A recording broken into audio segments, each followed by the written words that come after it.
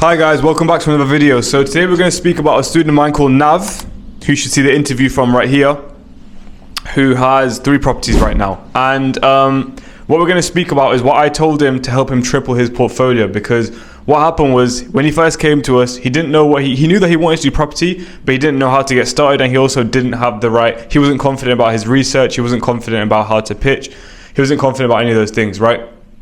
And you'll hear that in the interview as well. But the main thing I want to speak about here is how we helped him go from 0 to 3, okay?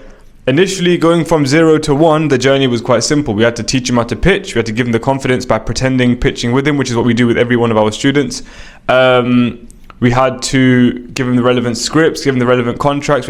He watched all of our best videos, which allowed him to understand the model through and through. So he was very, very confident after watching those videos. Once he then watched all that stuff, he's then telling me that he wanted to think and he wanted to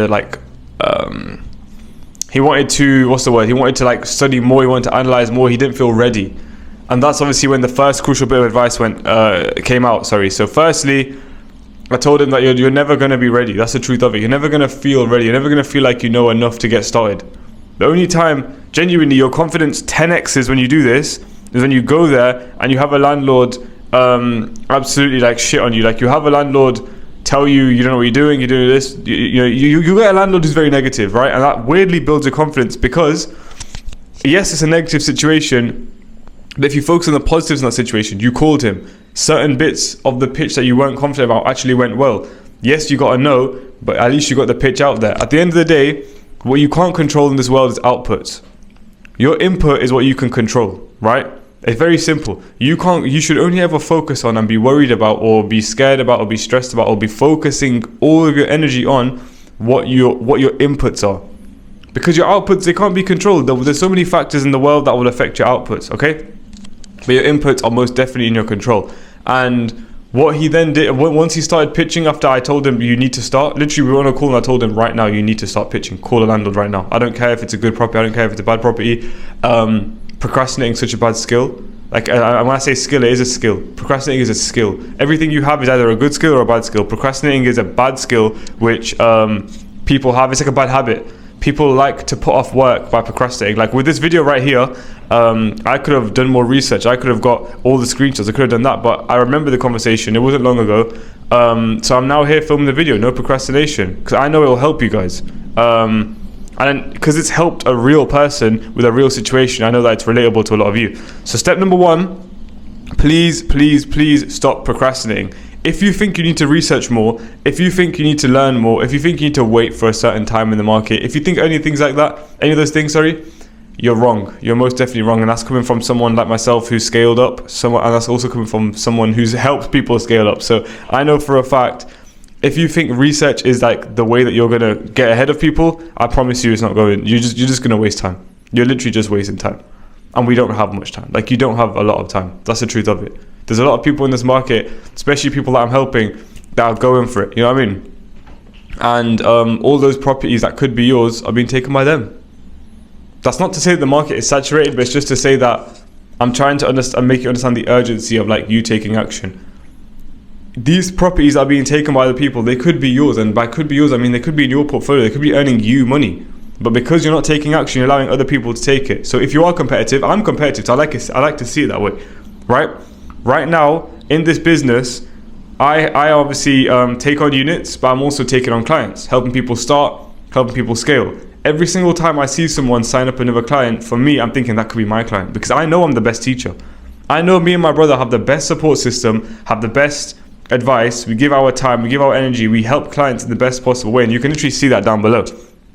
If you literally click on the link, you can read through our landing page and you'll basically see all of our client results. It's literally right there. You will see everything. You will see student interviews, you will see payouts, you will see keys, you will see stacks of cash. That's genuinely the situation. So what I want you to understand is that you need to understand yourself. If you're competitive, think about it like, oh, these people are taking properties, and if I don't take action, I'm not going to get those properties. That's number 1. Number 2, when he took on his first property, he was then struggling to scale.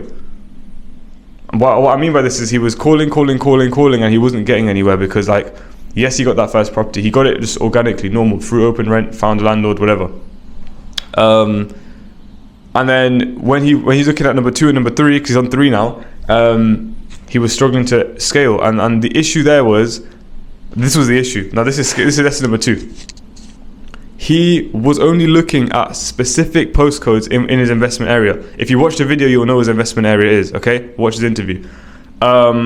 He was looking at specific postcodes in his investment area, and the issue with that is volume. With rent to rent, with pitching anything, imagine, okay, forget rent to rent, anything aside. Let's say you want to start cleaning cars. It's a volume game. Excuse me, it's a volume game. It's very important that you just get the relevant volume out in terms of contact. Your lead flow is going to determine way more, it's going to determine your success rate way more than your pitching ability. You could be the worst pitcher in the world. You could have barely any of the answers. If you speak to enough people, you will always get a yes. I promise you. If you're ever feeling that like things aren't coming your way in terms of clients, stuff like that, it's usually lead volume. Your volume probably isn't high enough. Like what you think you should be doing should be times by 5 or 10. That's what I told Nav. I told him you need to times it by 5 or 10. Like, well, what he was doing was he was like reaching out to like 10 landlords a day on and off. I was like, well, of course you're not scaling. Of course you're not scaling. And you're only looking at one postcode, so you're hitting the same properties a few times. Come on, bro. What I told him was this few things. So I've got it noted down right here. Number 1, look at different postcodes. You can't just fixate on one postcode and expect to scale quickly. If you want to scale like steadily over time, focusing on one postcode is fine. If you want to scale like quickly, and by quickly I mean like 3 properties in 3 months, 6 properties in 6 months, that type of thing. Pick up a property a month, which is super possible. If that's what you're looking to do, understand that you can't just focus on one postcode, because what will happen is, like, imagine if your yes rate is 5%, for instance. Let's say it's 5% of landlords will say yes, but there's only like 5 properties coming to market. Chances are you're going to speak to all of them really quickly, and they're all going to probably say no. That's the truth of it. Not every landlord says yes. It's not something that like you go to a landlord and they're just begging you to work with them. A lot of them don't understand the benefits because they read stuff or whatever. People have misconceptions which they don't understand. But the point here is you need to broaden your search criteria. You need to look at different postcodes. You need to look at different property types. He was just looking at 2 beds. Just 2 beds in a specific postcode. As you can see, look at how much he's limiting himself. So I told him more postcodes, more cities, like look at the surrounding cities, and more property types. Now you can imagine, let's say in said postcode, 2 beds, maybe 10 properties are coming out a day on the market. Add another postcode, 20. Add another property type, that's like 50. Do you see what I mean? The lead flow instantly goes up because he's looking at different areas. It's not about, I understand that people say, go all in on what you're successful in and what you should invest in. That is fair and that is true. But you only really learn about market when you invest in it. And also, we obviously helped him find the areas. We didn't just say, go find postcodes. Like, we're his coaches. We helped him find the areas. We were like, these are your good areas. Go to them, pick these sort of properties. We told him, don't go. Let's say in Leicester, for example, we said try not to go for the bigger properties, just because of like how we understand the market. Like don't go for the 7-8 beds. Like if you're starting out, you probably shouldn't go near them. That's the truth of it. It's a lot more headaches, a lot more like upfront costs. There's a lot more. You need to be good at what you're doing to do big properties like that. Okay. And also, one thing I also told him, which is also underrated, I don't think people speak about this enough. When you're starting out in property, okay, even when you don't have a unit, he had a unit. So I told him, you have a property and your property is paying you money every month. That means you have a skill and that means you can provide value. If you can do that, why are you not telling everyone that you know? Why are you not telling your colleagues at work, asking if their parents have properties? Why are you not doing that? You know you're good at it. I understand when you don't have a property, you're a bit scared because you're like, oh, I don't know if I can do it. When you've got one, you should be confident. Like, you know that you're able to do it. You know what you're doing. So there's nothing that should be stopping you from going out to your friends, your colleagues, people at like, I don't know, let's say, with Nav, obviously he's the same as me. So I told him, when you're going out to pray to the Gurdwara, but why are you not telling people? Why are you not telling people? Why? Like, for me, what changed my business and my brother, like for both of us, what changed it was speaking to people in the space. We knew that Open Rent, Facebook, Gumtree, Rightmove and stuff like that, they're great, But because we wanted to scale quick, we wanted more. And because we wanted more, we knew we need to speak to people that get access to landlords. And who gets access to landlords? Mortgage brokers. Mortgage brokers know a lot of landlords, because all these landlords will go to mortgage brokers to get their renewals. And they'll have them on their books. So these mortgage brokers were just helping us out, and that's how we scaled. Do you know what I mean? We were outside the box. We were creative. We weren't just like sitting there praying for a message to come. We were active in the market. We were proactive. And we still are. And we still are. So that's what I told Nab. That was the main bit of advice I told him.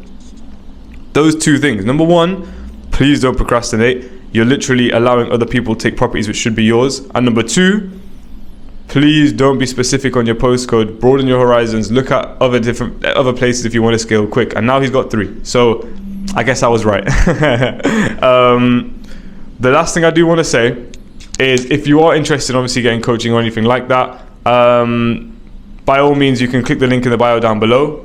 I think there should be a call link on that exact thing as well. So if you click it, you should be able to scroll down and book a call in. That will be a half-an-hour call completely for free. What it will do is allow me to explain to you what we do. Do not book that call if you just want advice. If you just want me to help you out with your portfolio, of course, my time is reserved for clients and prospective clients and my business. That's it. I can't just sit here and give free advice on one-to-one calls. It just doesn't make sense. How I need to prioritize my paid clients. So that's what I do.